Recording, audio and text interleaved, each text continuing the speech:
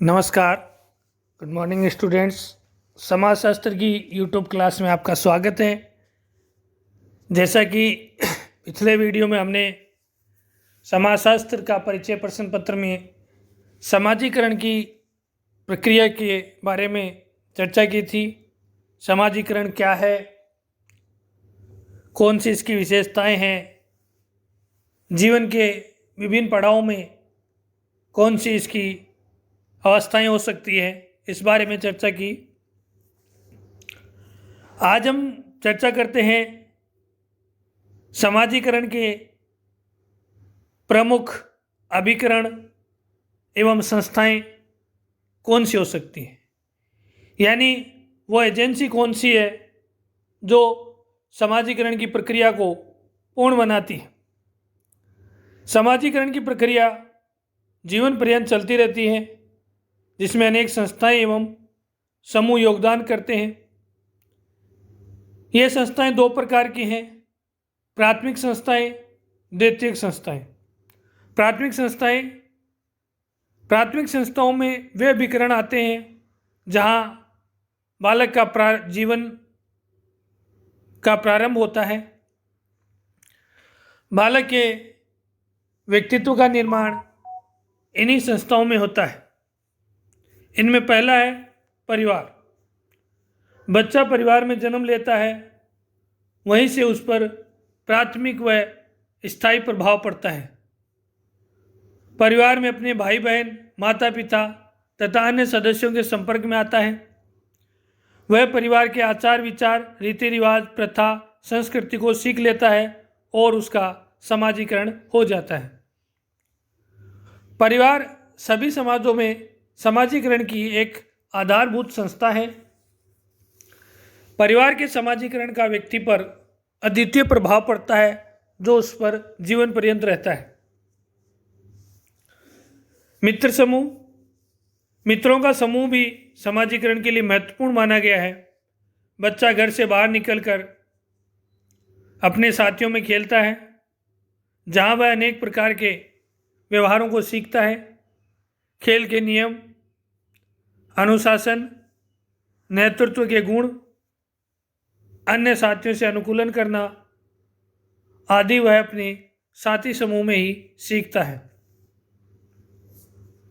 पड़ोस भी समाजीकरण का महत्वपूर्ण साधन है। पड़ोस का प्रभाव ग्रामीण जीवन में अधिक होता है।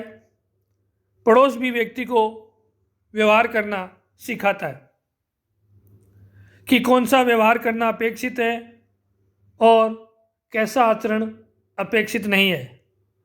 पड़ोसियों से संपर्क, भाईचारे का व्यवहार, स्नेह, सहयोग, सहकारिता आदि गुणों को विकसित करता है, जिससे बालक का समाजीकरण उचित तरीके से हो पाता है।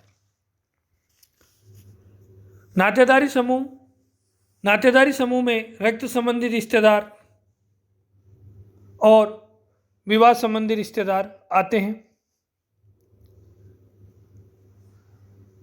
व्यक्ति अपने कुटुंबीजनों, रिश्तेदारों, संबंधियों के संपर्क से अनेक प्रकार के व्यवहार सीखता है। जैसे व्यक्ति ससुराल में जाता है तो वहाँ भी एक विशेष प्रकार का व्यवहार करना वह सीखता है।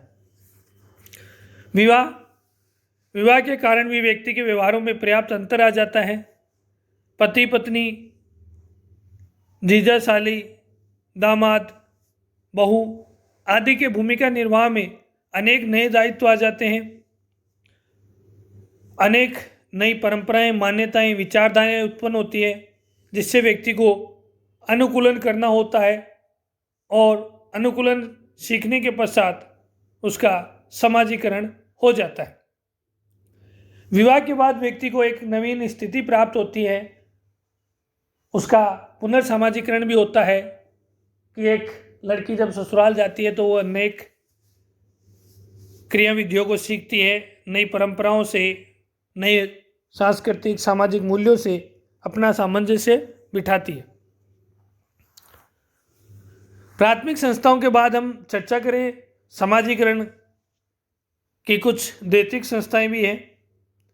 दैतिक संस्थाएं भी समाजीकरण में महत्वपूर्ण भूमिका निभाती है, जो किन्हीं विशिष्ट उद्देश्यों की पूर्ति के लिए निर्मित की जाती है। इनमें पहला है शिक्षण संस्थाएं। स्कूल, कॉलेज, विश्वविद्यालय बालक को अत्यधिक प्रभावित करते हैं। शिक्षकों का संपर्क विद्यार्थी को नवीन ज्ञान प्रदान करता है। छात्र अध्यापक संबंध, मित्र मित्र संबंध भी शिक्षण संस्थाएं विकसित करती है। ये संस्थाएं ही व्यक्ति को समाज का उपयोगी सदस्य बनाती हैं। शिक्षण संस्था व्यक्ति को अनुशासनशील और आधारभूत नियमबद्धता का पालन करने के योग्य बनाती है। व्यक्ति पर प्रारंभिक शिक्षा का, स्कूल शिक्षा का महत्वपूर्ण प्रभाव पड़ता है, जो उस पर जीवन पर्यंत रहता है। शिक्षण संस्थाएं व्यक्ति को समाज का सुसभ्य नागरिक बनाती हैं, उसे आगामी रोजगार के लिए तैयार करती है। राजनीतिक संस्थाएं व्यक्ति को शासन, कानून और अनुशासन सिखाती हैं। ये व्यक्तियों को कर्तव्य और अधिकारों के प्रति सजग करती हैं, जिससे व्यक्ति का मार्ग प्रशस्त होता है। ये संस्थाएं व्यक्ति को समाज की दिशा का ज्ञान कराती हैं और राजनीतिक रूप से उसे जागृत भी करती हैं। निर्वाचन इत्यादि के द्वारा व्यक्ति इन संस्थाओं से अभिमुखीकरण करता है।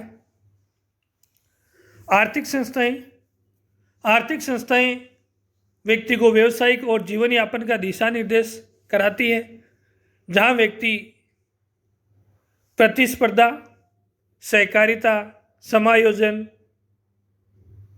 व्यवस्था आदि सीखता है और समाज से अपना अनुकूलन कर लेता है। आर्थिक संस्थाएं व्यक्ति को जीवन यापन के योग्य बनाती है। धार्मिक संस्थाओं द्वारा व्यक्ति शांति, सच्चरित्रता, नैतिकता, पवित्रता, आदर्श जैसे गुणों को विकसित करता है। समाजीकरण में धार्मिक संस्थाओं का महत्वपूर्ण योगदान है, क्योंकि कोई भी समाज बिना धर्म के नहीं रह सकता। सबसे बड़ी बात, धर्म पवित्रता और अपवित्रता की अवधारणा में व्यक्ति पर नैतिक दबाव डालता है और धर्म सामाजिक नियंत्रण का एक महत्वपूर्ण साधन भी है। व्यक्ति को नैतिक रूप से उत्कृष्ट बनाने में धर्म का महत्वपूर्ण योगदान है। सांस्कृतिक संस्थाओं द्वारा व्यक्ति समाज की संस्कृति से परिचित होता है।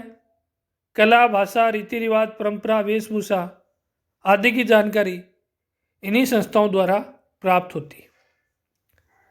ये संस्थाएं संस्कृति को पीढ़ी दर पीढ़ी हस्तांतरण करने का कार्य भी करती हैं।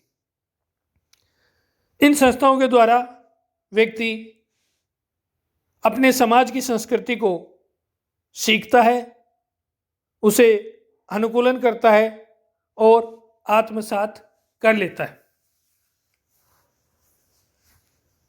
व्यवसाय समूह, व्यक्ति जिस पद पर कार्यरत होता है वहाँ के लोगों के साथ अपना समाजीकरण कर लेता है।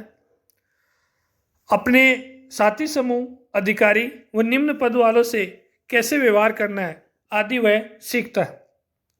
व्यक्ति जिस व्यवसाय में या रोजगार में होगा उसके नीति नियम, तौर तरीके आदि सब सीखेगा और ये सब सीखना उसके समाजीकरण के लिए बेहतर होता है। अंतिम बिंदु है अजनबी से व्यवहार। प्राथमिक परिचितों के अतिरिक्त अपरिचितों से किस प्रकार व्यवहार करना चाहिए, किस प्रकार का संबोधन करना चाहिए, यह सब व्यक्ति अजनबी से व्यवहार करने पर ही सीखता है। इस प्रकार सामाजिकरण के प्रमुख अभिकरणों में हम दो प्रकार की संस्थाएं ले सकते हैं।